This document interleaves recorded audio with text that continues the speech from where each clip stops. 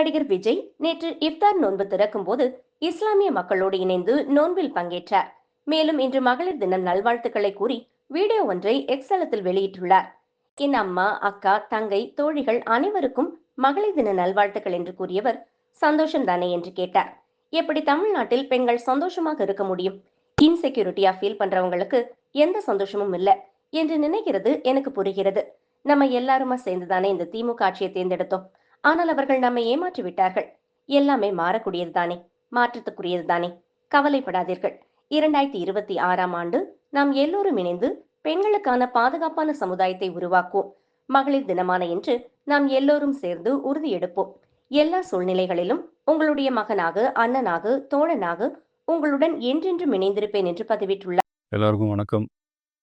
இன்னைக்கு மகளிர் தினம்.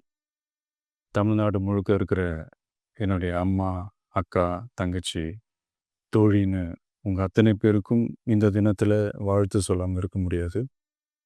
உங்கள் அனைவருக்கும் என்னுடைய மகளிர் தின வாழ்த்துக்கள். சந்தோஷம் தானே? பாதுகாப்பாக இருந்தால் தானே சந்தோஷத்தை உணர முடியும்.